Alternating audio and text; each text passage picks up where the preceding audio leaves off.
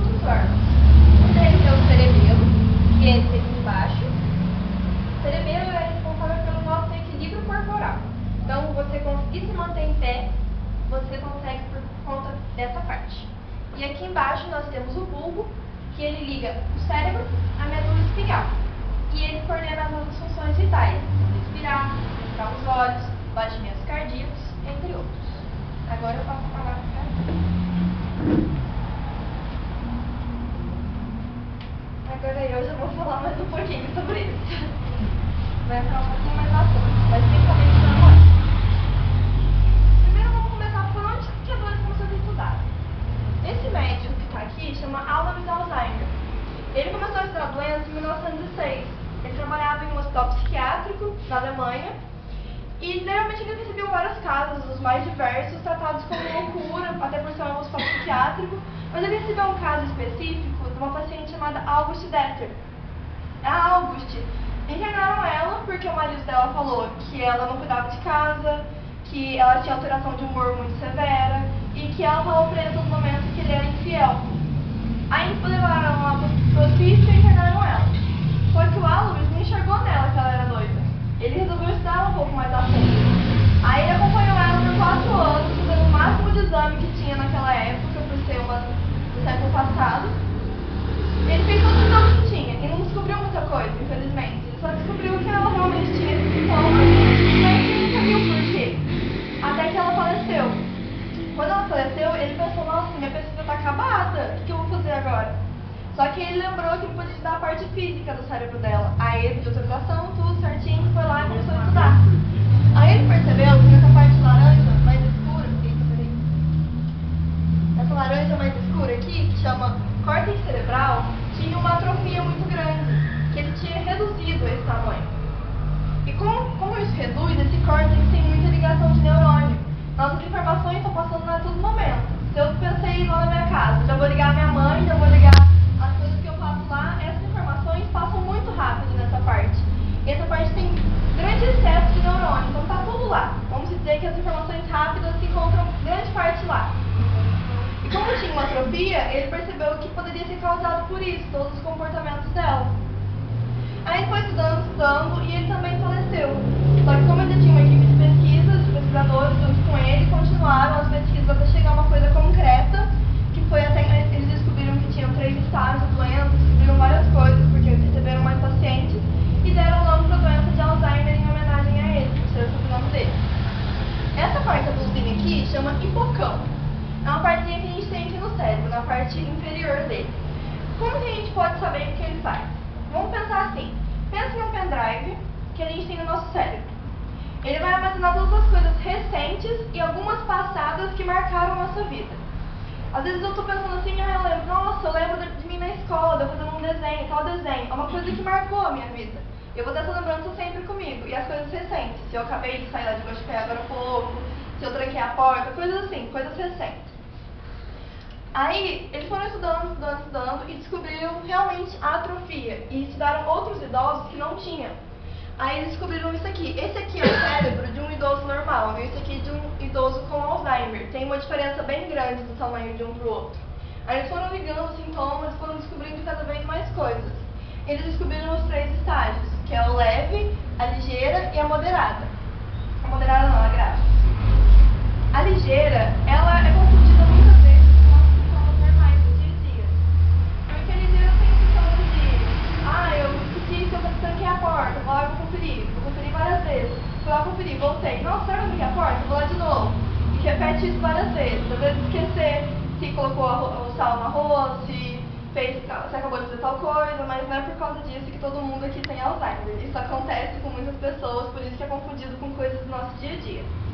A fase ligeira, ela é muito difícil de ser concretizada que a pessoa tem Alzheimer, porque realmente tem esse negócio de confundir com o dia a dia.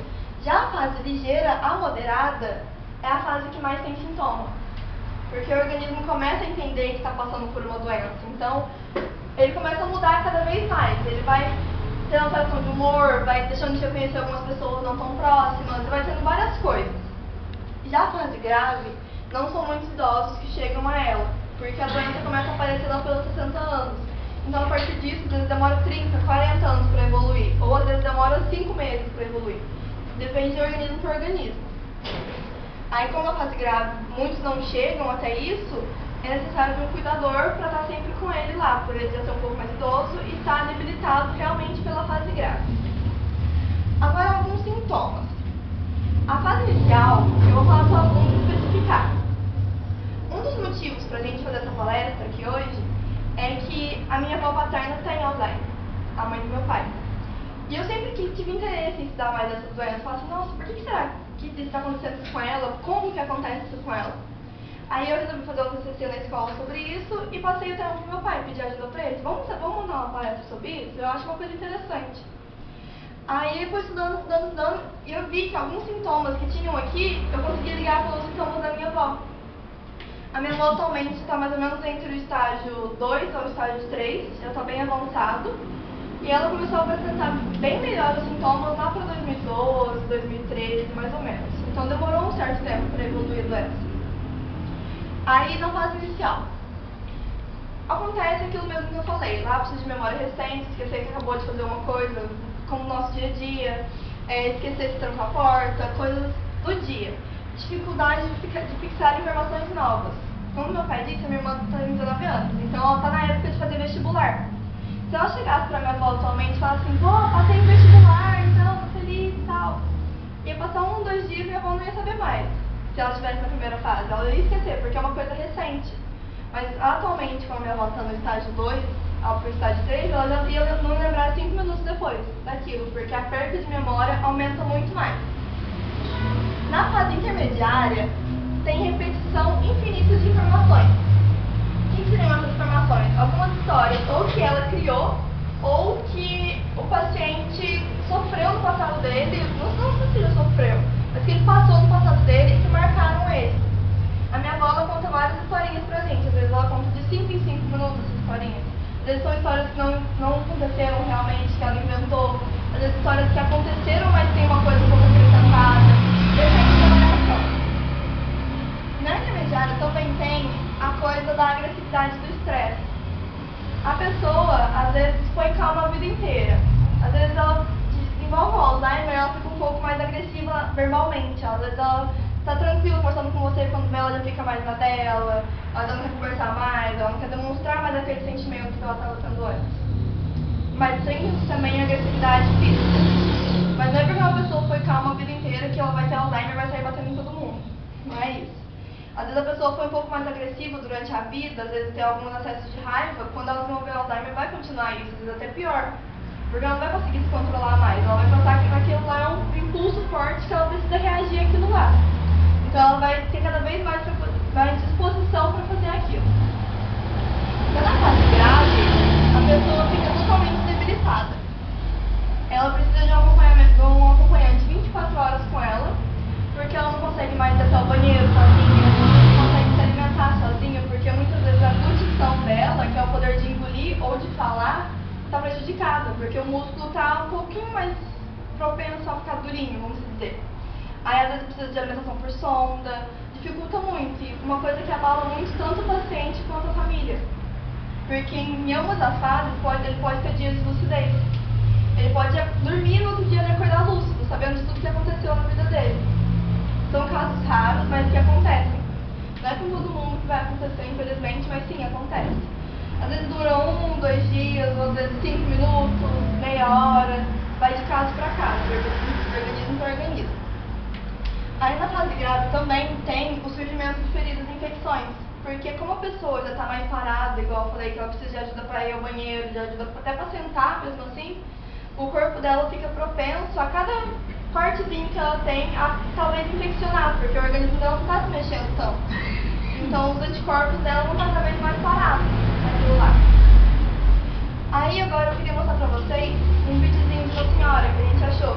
Ela tem Alzheimer, pelo que eu mais ou menos entendia, no estágio 2 a 3, que ela não se reconhece.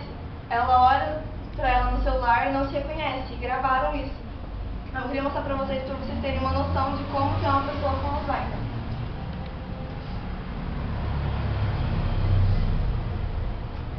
Eu tava doente, não. É você. Não faz tempo eu não. Não faz tempo eu não.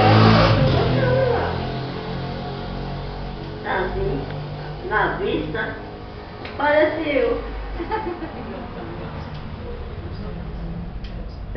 Tá indo. Eu tô sorrindo, ela também sorriu. Ela também sorriu? Ela escutou. Ela escutou, ela sorriu. Agora um pouco de nós.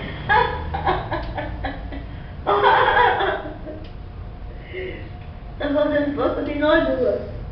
Não acredito. Não, você tá olhando pra mim. Pra você não. Pra mim que ele fica lá olhando. Ó. O que você quer? Vai. Você quer? Você é bonitinha, tá? Você é bonita. É. Sorriu. Quando é que ela era bonita, ela sorriu. Com esse vídeo a gente pode perceber que muitas vezes o paciente com Alzheimer, ele volta a ser como se fosse uma criança, que às vezes ele encara tudo como uma brincadeira, tenta levar aquilo com uma certa alegria. Então, quanto mais amor a gente puder dar ou tentar transmitir para esse paciente, é muito melhor para ele, porque ele vai ficar um pouco mais livre, vai continuar sendo a pessoa que ele sempre foi. Aí agora, como vocês já estão entendendo mais ou menos de como funciona a doença, a gente vai entrar com a parte espírita. Só que aí não é a gente, agora é meu pai.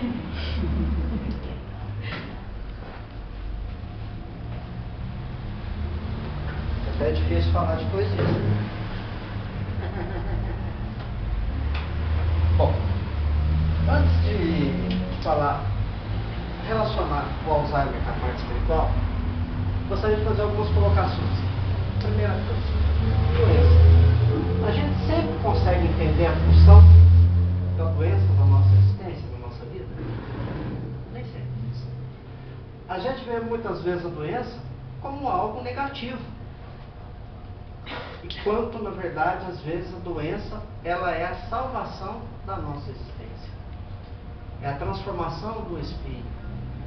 Tanto que o Alzheimer, tem muitas pessoas que falam mal de Alzheimer. Vocês perceberam que eu coloquei doença de Alzheimer? Porque ele pode ser visto como mal, de repente como bem.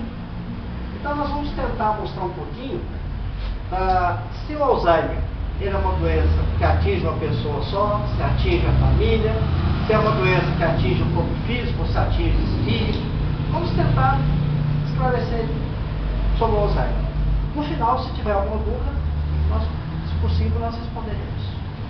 Uma coisa interessante, nas obras espíritas, procurei várias delas material para poder utilizar.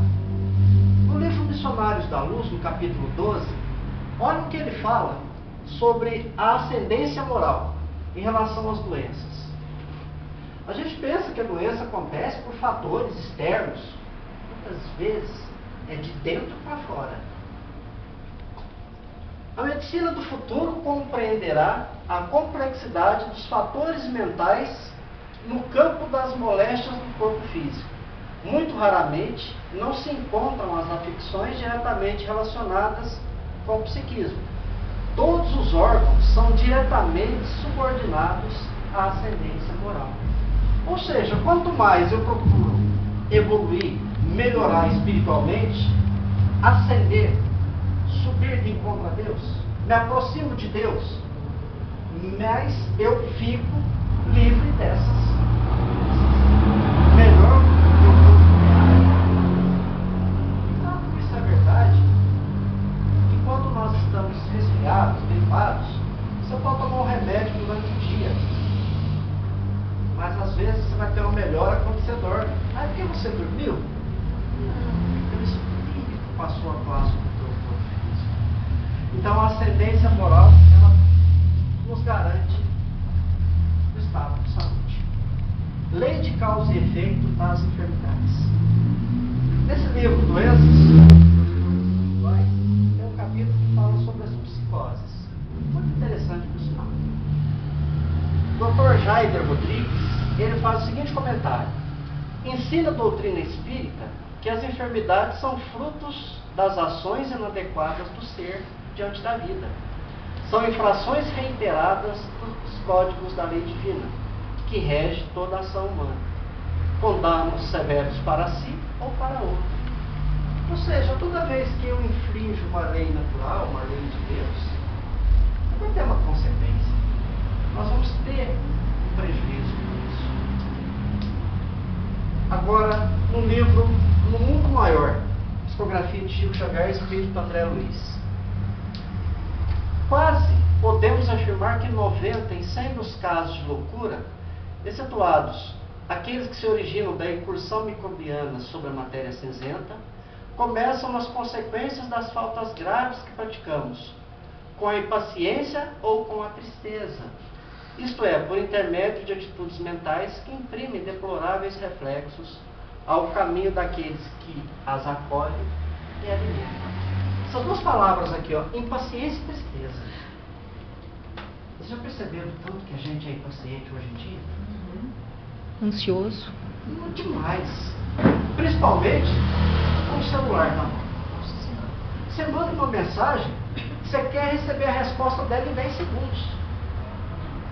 E olha que muitos de nós éramos naquela época do telefone que você tinha que discar ele todo assim, demorava um tempão, a hora que você acabava de fazer a ligação, estava ocupado. Todo o processo de novo. Agora hoje a gente manda uma mensagem, você quer a resposta em 10 segundos. O jovem, ou mesmo adulto, faz as selfies. Vou publicar agora no meu Instagram.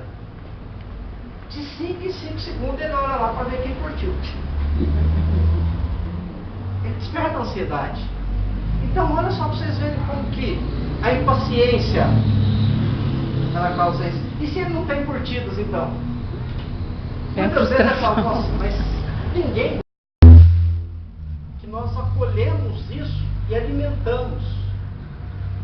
Então, processo infeccioso muitas vezes tem uma ação direta com aquilo que nós pensamos. Agora essa informação aqui eu achei espetacular. Do livro Evolução em Dois Mundos, na segunda parte, capítulo 20, fala sobre a invasão microbiana. Psicografia do Chico André Luiz.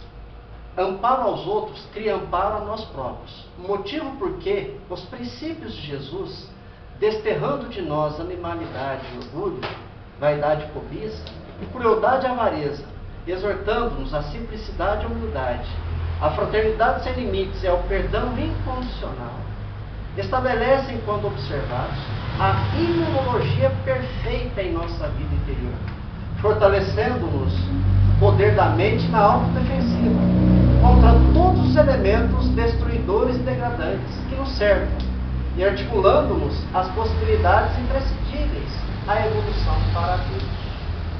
Ou seja, você quer ter um sistema imunológico bom? Faça o bem.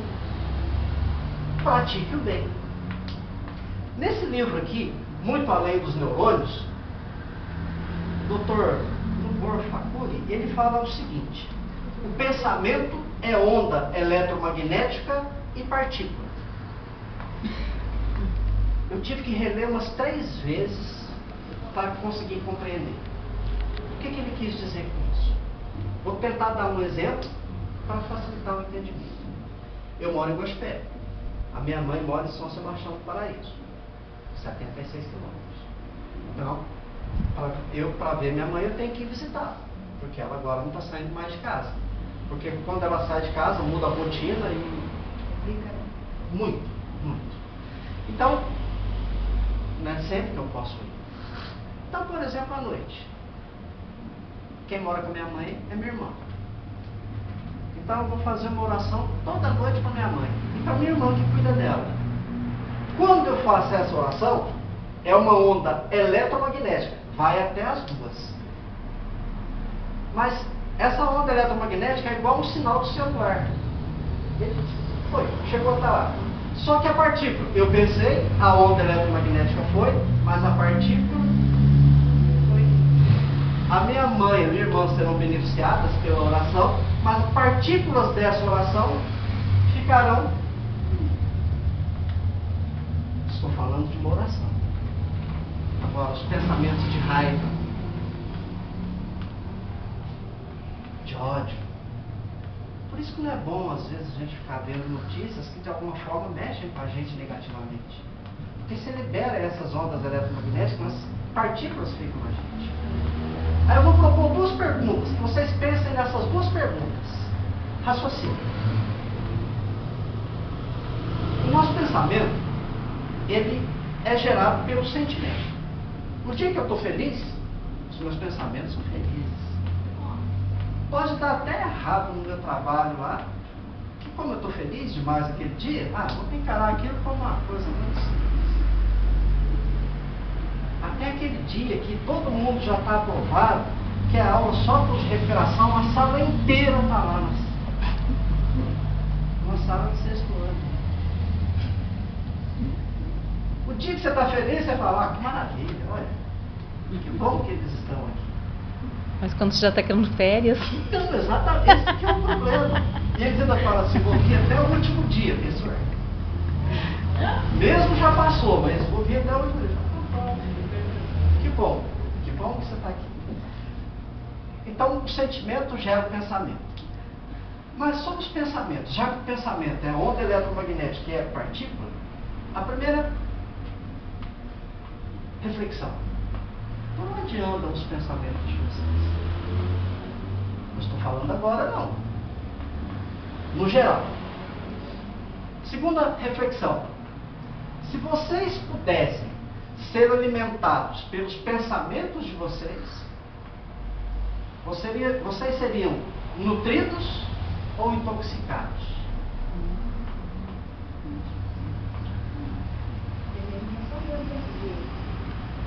É algo que a gente tem que começar a refletir sobre isso. Então, se eu vou ser nutrido, eu pensei no bem, estou sendo nutrido. Se eu pensei em coisas agradáveis, estou sendo intoxicado. E a intoxicação nos leva a... Ok? Muito bem. Agora nós vamos mudar um pouquinho o foco, já para o Alzheimer. Eu quero compartilhar com vocês esse vídeo.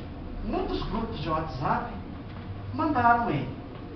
Ele vai ser apenas o primeiro. São 3 vídeos com essa dupla que aparece aqui.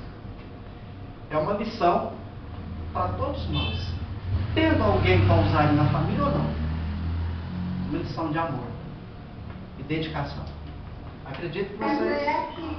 Aqui é a sua casa, aqui é o seu quarto, a sua cama, não é? É aqui que você dorme. Meu nome é Ana Heloísa Ferraz Caldas Arno. Eu sou sua mãe? Eu sou sua filha? Sou não? E o seu nome? O seu? É Ana Rafael Caldas Arno. Então, você é a minha filha, né? Você quer ser minha filha? Então tá bom, eu vou ser minha filha e eu vou ser sua mãe. Pode ser? Você quer assim? Graças a Deus. A gente sempre se deu tão bem. Eu até interrompi porque esse vídeo muita gente já conhece. Ela tem um canal no YouTube que minha mãe tem Alzheimer. Então ela foi compartilhando as experiências que ela teve com a mãe dela. Eu acho muito instrutivo, porque é uma prova de amor e de carinho. Bom, agora falando um pouquinho para a gente tentar compreender. Por que tem pessoas que já nascem com certo retardo mental, que são desde criança, às vezes, consideradas como loucas? Não é o correto, mas as pessoas tratam assim. E tem algumas que nascem, têm uma vida perfeita até um determinado ponto, e eventualmente desenvolve, às vezes, a patologia. O que o Espiritismo pode explicar disso? Como que ele explica isso? Agora já é a Revista Espírita, de 1864, no capítulo Influência da Música sobre os Criminosos, os Loucos e os Cretinos. Os portadores de doença mental são providos no nascimento do corpo de órgãos cerebrais constituídos normalmente, mas que se desorganizam mais tarde, ao passo que o segundo é um espírito encarnado num corpo cujos órgãos atrofiados desde o princípio jamais lhe permitiram manifestar livremente o seu pensamento. Ou seja, um já nasceu com o corpo físico desorganizado, o cérebro físico desorganizado. O espírito, então, vai sentir as limitações daquele corpo físico. Ele nasceu com retardo mental. Agora é muito interessante a hora que ele fala aqui, ó, aquele que desenvolve ao longo do tempo, desorganizam. Que ordenação? É a ação do espírito sobre o corpo físico.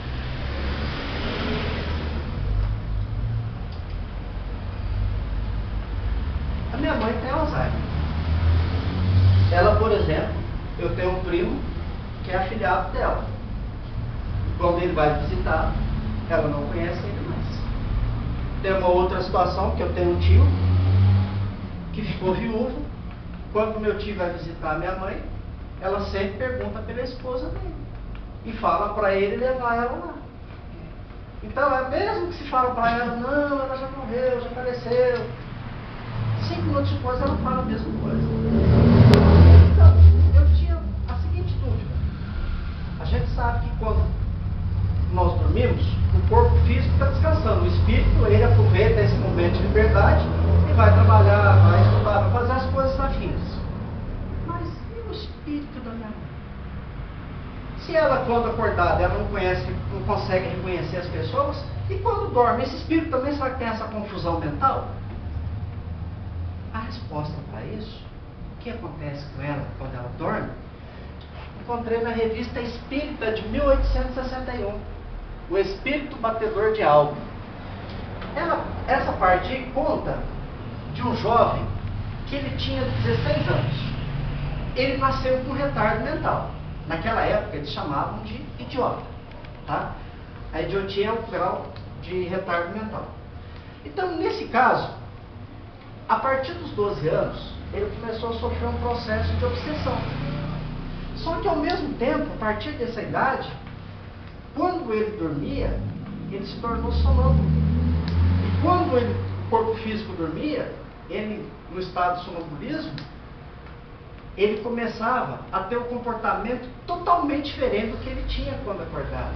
Ele já não era mais aquele espírito que não sabia ler nem escrever, aquele tinha um retardo mental. Ele se portava como um general. Ele dava ordens, comandos, como se estivesse comandando uma batalha. Inclusive para o espírito que obsidiava. Ele ordenava para ele. Então ele dava ordens. Ele ficava-se ali, ele, quando dormia, a capacidade dele era totalmente diferente. Olha o que Kardec nos diz. A observação vem confirmar essa explicação. Durante o sono, o menino mostra uma inteligência incontestavelmente superior à do seu estado normal, o que prova um desenvolvimento anterior, mas reduzido ao estado latente sobre esse envoltório do ser. É só nos momentos de emancipação da alma, nos quais não sofre tanto a influência da matéria, que sua inteligência se expande, e no qual também exerce uma espécie de autoridade sobre os seres superiores. Mas, quando retorna ao estado de vigília, suas faculdades se aniquilam sobre o envoltório material que as comprime. Não está aí o ensino moral prático? Opa! Então, todo paciente de Alzheimer, quando ele dorme, o corpo físico dorme, o espírito dele tem toda, lembra de tudo, inclusive que ele está passando por aquele processo. Não teria motivo, né? Mesmo quando ele dormisse, o espírito dele ficar lá, imagina ele vagando pelo plano espiritual sem saber nem quem que é. Mas, no livro dos Espíritos, na questão 374, é uma pergunta sobre a idiotia. A idiotia é o grau avançado de atraso mental. O idiota, no estado de espírito, tem consciência do seu estado mental? Resposta: sim, muito frequentemente. Compreende-se que as cadeias que embaraçam o seu desenvolvimento são uma prova e uma expiação. Duas palavras importantes para nós compreendermos o Alzheimer. O Alzheimer, ele pode ser uma prova ou uma expiação, ou as duas coisas ao mesmo tempo. Às vezes é expiação para quem está passando pela doença e uma prova para quem está cuidando. Nunca é isolada, nunca é sozinha. Mas uma coisa nós devemos sempre ver. O Espírito pediu para passar por aqui. Eu usando o exemplo da minha mãe e da minha irmã. Para minha irmã, todo dia é uma provação. Ela tem que provar a sua paciência, o seu amor, a sua dedicação. Porque no meu caso, como filho, eu vou lá. Tem vezes que eu vou, não dá para ir toda semana, às vezes eu vou uma vez por mês, 2 vezes por mês. É fácil. fácil. Vou lá visitar, minha mãe repetindo a mesma história toda. É fácil. É 1, 2 dias no máximo. Para minha irmã que fica lá todos os dias, não é fácil. Então é uma provação.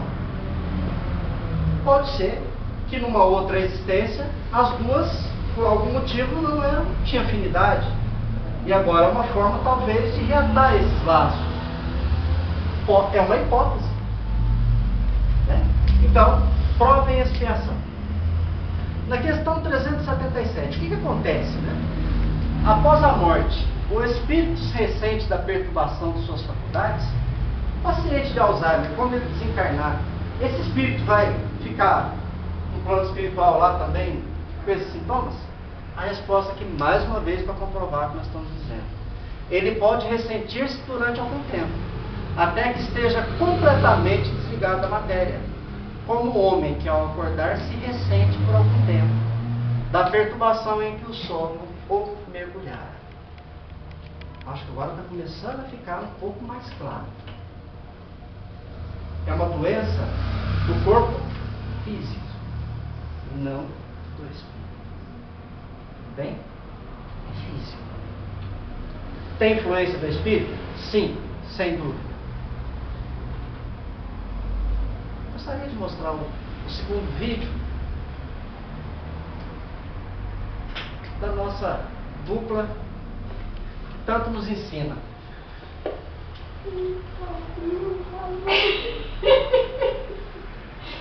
Lá tem um homem aqui. Olha. Um homem chinês. Olha lá o homem tá comendo de gente. Aqui. Vamos fazer careta pra ele. Faz careta. Olha aqui pra mim.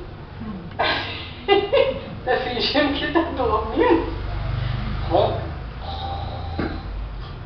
Isso, finge que tá dormindo. Isso. Ela tá dormindo, né? Não tem paciência, não. Né, mãe? Fazer careta.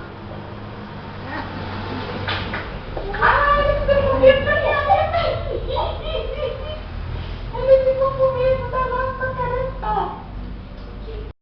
Vamos bater o corpo? Bater o corpo. Tá fingindo que tá dormindo? É. Fala pra mim. Ela dormiu, né? Dormiu. Ah, vambora, ela tá dormindo. Ela tá dormindo. Acordou. E meu pedaço de queijo? Cadê meu pedaço de queijo? Você comeu? Você comeu meu queijo. Comeu meu queijo. Então vamos bater coco. Bater coco? Vamos? Então vamos. Vamos lá. Ai, meu coco! Ai, ai, ai, ai. Provavelmente, ela não vai lembrar das palavras que são ditas, mas o sentimento vai ficar gravado no espírito que está passando pelo Alzheimer. Por isso que aquele cuidador do Alzheimer tem que demonstrar carinho, amor. A minha mãe, quando nós chegamos lá, ela tem uma historinha que ela conta ela toda vez. E tem dia que ela conta a cada 5 minutos. Aí as minhas filhas, ela sempre, quando conta, a gente faz de conta que é a primeira vez que ela está contando. A reação é a mesma sempre. Tem vezes que ela altera um pouco a história, coloca coisas, elementos a mais, elementos a menos, mas ela sempre conta. Mas, acho que é importante você mostrar para ela o sentimento. Que você está ali junto, que você está próximo. É o que ela necessita. Uma questão do livro dos Espíritos. Nossa, mas se é uma prova tão assim, por que passar por uma prova dessa? Não seria mais fácil a gente pedir uma prova mais tranquila, mais fácil de passar? Questão 266. Não parece natural que se escolham as provas menos dolorosas? Olha o espírito preguiçoso aqui, né? A cessa toda a ilusão e outra passa a ser a sua maneira de pensar. Então, nesse caso, aqueles envolvidos com a doença do Alzheimer, o paciente e a família, tem que ter a consciência de que pediu para passar por ali. Ninguém é inocente nisso. Deus apenas atendeu ao pedido. Aí nós temos alguns fatores que podem desencadear o Alzheimer. As pesquisas, elas falam que tem um fator genético? Tem. Então minha mãe tem Alzheimer, eu vou ter Alzheimer? Pode ser. Como pode não ser? A gente sabe que tem um fator genético, mas tem um fator espiritual, que é a influência do espírito sobre a matéria. Uma das pesquisas revela que as pessoas que mais são propensas ao Alzheimer são as pessoas com pouco grau de instrução, que exercitam pouco o cérebro. É um fator desencadeante. Às vezes, tem alguma coisa que funciona como um gatilho. No caso da minha mãe, foi o desencarne do meu pai, que ocorreu em 2012. Depois do desencarne do meu pai, aquelas coisas que ela esquecia assim uma vez, que ela estava muito esquecida, quer falar que a cabeça não estava boa, se tornaram muito frequentes e ela virou uma outra mulher. Ela era uma mulher forte, decidida. Ela foi perdendo aquele brilho. Hoje ela é totalmente dependente, principalmente da minha irmã. Mas alguns fatores. Sentimentos e pensamentos. Já que o sentimento ele dá origem ao pensamento, tenhamos bons sentimentos, tenhamos bons pensamentos. É uma forma de precaver do Alzheimer. Vocês sabiam que hoje vocês estão prevenindo o Alzheimer? Para não ter o Alzheimer? A pessoa que dedica parte da sua existência à espiritualização, ou seja, à prática religiosa, previne o Alzheimer. Então hoje nós estamos exercitar o pensamento, a mente, tudo isso é uma maneira. Não aceitação da velhice. Essa não aceitação, existem alguns casos que ocorre uma não aceitação, vários erros de uma outra existência. Ela começa a cometer os mesmos erros nessa existência. O espírito tem consciência disso. Às vezes ele não aceita isso. O Alzheimer também funciona como uma espécie de fuga para isso. Impaciência novamente apareceu, tristeza, negatividade. Tudo isso é um fator de risco, fator espiritual de risco. Pessoas rígidas demais. Tem pessoas que são extremamente rígidas com os outros e consigo mesmo. Eu sempre dou exemplo dessa rigidez com umas coisas simples. Qual é a reação de vocês quando vocês vão escovar o dente e a pasta de dente está apertada no meio? Tem gente que faz isso normal, né? Mas tem gente que cata a pasta de dente e fala: quem que apertou ela aqui? E sai procurando pela casa para ver quem que... Ah, já fizeram, viu? É comum fazer, mas não é. Qual a importância que essa pasta de dente apertada no meio vai ter pra gente daqui um mês, um ano, 10 anos, ou 5 minutos? A tampa do vaso levantada, fechada. Eu tenho um amigo que é o papel higiênico. Ele vai lá em casa, tem um jeito certo de colocar o papel higiênico. Ele fala assim: o papel higiênico, ao que você puxar, ele tem que sair assim, não é o contrário. E se vai lá em casa com o papel higiênico ao contrário, aí ele vira e sai falando: você não sabe colocar papel higiênico. Toque. A minha mãe sempre muito rígida, mas extremamente amorosa. A minha mãe, eu digo assim que a minha mãe e meu pai, dois espíritos tiveram pouca instrução, mas católicos. Meu pai, se falasse que alguma coisa levasse para ele, falasse: aqui é uma água fluidificada que eu trouxe lá do céu, ele não me... Ele pegava assim: obrigado, pode deixar que depois eu tomo. Mas ele não falava assim que ia beber não, mas ele pegava, esperavam ir embora, falavam, nossa, não é isso não.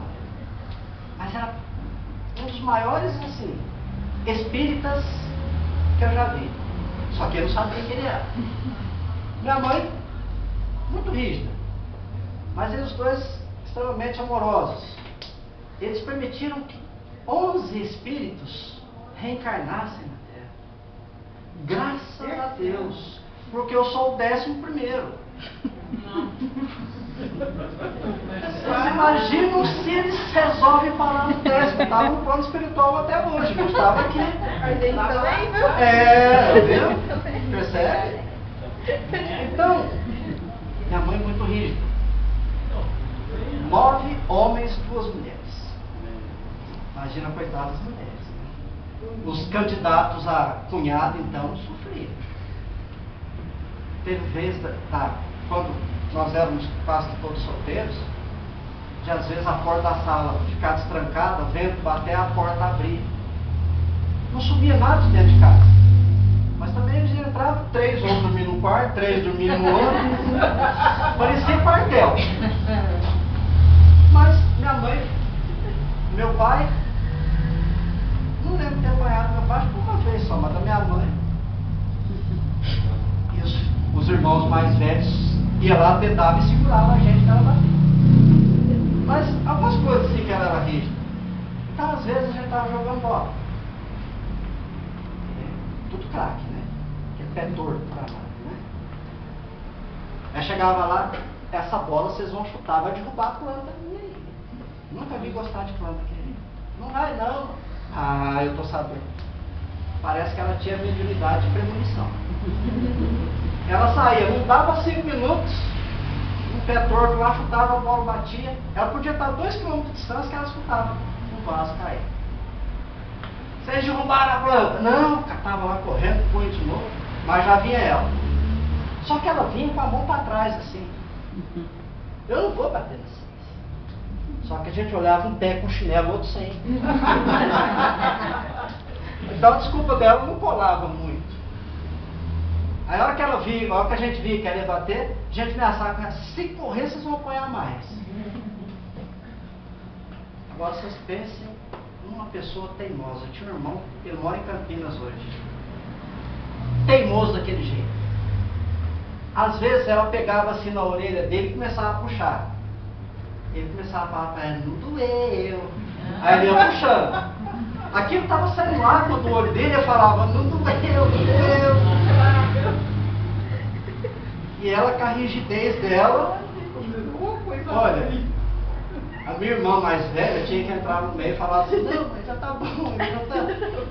Mas ele saía falando que não doía.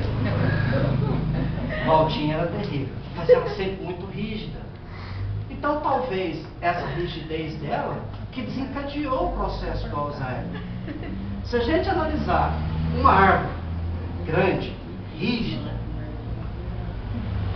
às vezes quando vem um vento muito forte, arranca a árvore toda com raízes e tudo, porque ela quis resistir ao vento. Já o bambu, coitado, bate uma brezinha e já está tomando.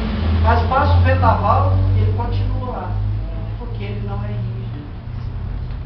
Nós temos que aprender a ser flexíveis. Muito bem. Agora, esse vídeo, eu confesso para vocês que essa já acho que é a 9ª casa que a gente faz essa palestra, né? Acho que mais ou menos é o 9º lugar diferente que a gente faz. Toda vez que eu vejo esse vídeo, eu sempre me emociono, porque foi o último vídeo gravado por ela antes do desencarne da mãe.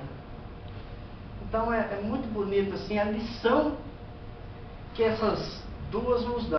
Eu sei que eu não vou perder minha fé, eu vou ficar bem.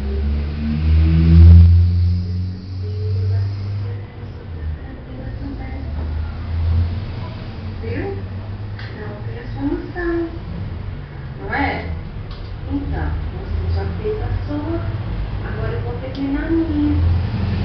Tá certo? Não preciso ficar preocupado, tá bom? Isso. Eu gosto muito de você. E você gosta de mim.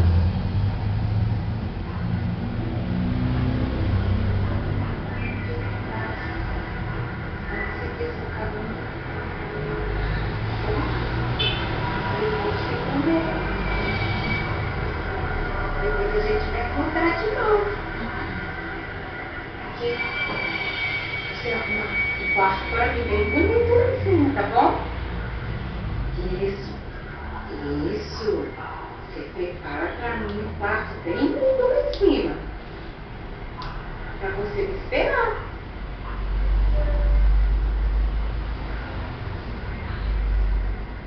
Não fica aflita para falar não, porque eu já sei tudo que você vai falar para mim. Viu? Você já falou tudo. Tudo você já falou. Mãozinha querida, do meu coração. É isso. Conserva a paz. Descansa bem. Ó Jesus, amado Salvador. Deus te provê de confiança e calma e te dará o que te prometeu.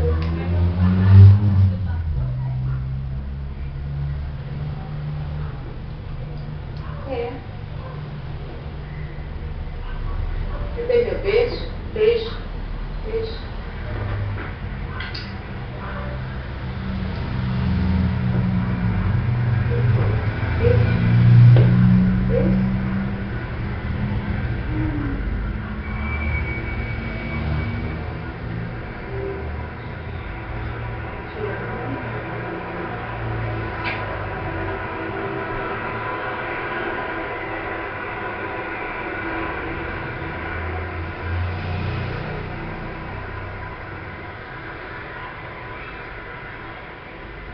Sabe que eu estou feliz? Estou muito feliz que, apesar de tudo, você ainda está fazendo a sua missão, você vem ensinando tanta gente, está espalhando isso, está espalhando no mundo todo o que é o amor. Você está ensinando, você continua sendo uma professora, ensinando as pessoas que a gente deve amar. Um momento, não é?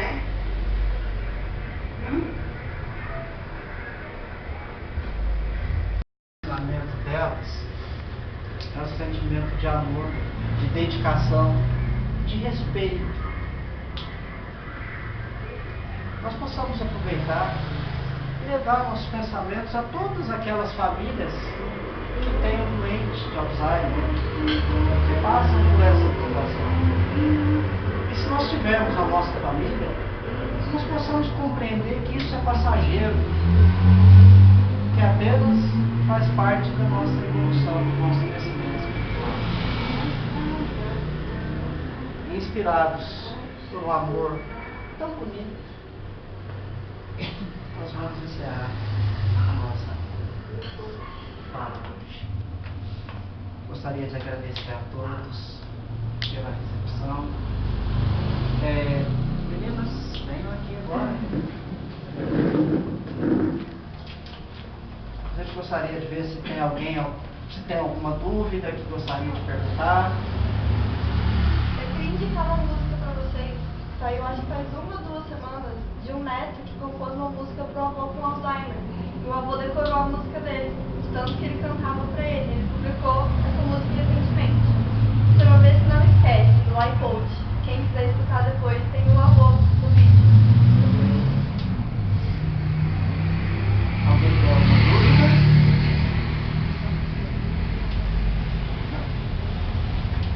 Então,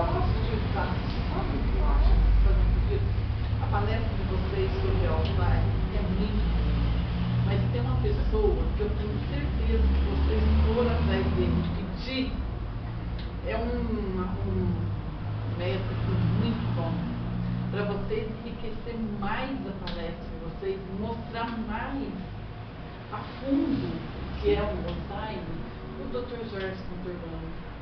Vamos ter ele, pede para ele. Eu tenho certeza que ele vai ajudar muito vocês a mostrar mais, a aprofundar mais o conhecimento, porque não existe. Eu faço que eu trabalhei com ele há 30 anos no hospital, não tudo isso, porque ele veio menos tempo aqui. O tempo todo que eu trabalhei com ele, é um dos médicos que estuda muito o Alzheimer. Ele vai muito. Poderia indicar o Dr. Roque, mas o Dr. Roque não tem condições. Seria um ó do ó para vocês. Não existe alguém que entende mais de Alzheimer igual ele. Só que, infelizmente, ele está com mal de Alzheimer. Não tem como ajudar vocês. Então, é o que eu deixo para vocês. Se vocês puderem ir até ele, pode falar que foi a Vera da pediatria que indicou vocês. Dr. Jorge Conturbano. Trabalhei com ele muito tempo. Ele é um médico muito bom para enriquecer a palestra de vocês, porque é uma palestra muito boa, muito boa. Falo isso como pessoa que trabalhou muito tempo na área da saúde. Vocês vão enriquecer, vai servir para muita gente de coração duro, que vocês sabem que tem. É uma palestra maravilhosa, vocês estão de parabéns. Só enriquece mais pelo conhecimento que ele tem. E tenho certeza que ele vai ajudar vocês a mostrar mais o que vocês, mais fundo que vocês vieram. Vocês vão adorar. Procurem por ele. Ele vai ajudar muito vocês. Ele tem muitos livros que vão levar vocês a um conhecimento grande sobre o mal de Alzheimer. De desculpa, mas eu que bom. Eu indiquei porque é uma palestra, se fala assim, muita coisa, que tem muita coisa para vocês ensinar e mostrar às pessoas. Quem sabe a gente faz o Alzheimer 2 aí. Com certeza. Eu acho que vai ser de um enriquecimento para vocês muito grande. Porque vocês têm muita vontade. E é um tema muito bom. Muito. Vocês estão de parabéns. Pelo pouco conhecimento que eu tenho, acho que vocês estão no caminho certo. Vai ajudar muito. Depois eu vou pegar por escrito e... Bom, pessoal, então, muito obrigado a todos. Não só por me receber, mas principalmente por receber minhas filhas que estão começando a ajudar, a participar. Eu acho que daqui a algum tempo eu vou ser só o motorista. Eu vou ser só o motorista, eu vou conduzir para levar. Mas, quem sabe, no futuro será assim, mas vai ser prazeroso demais poder fazer isso. Bom, gente, muito obrigado pela acolhida, muito obrigado pela oportunidade. E que Jesus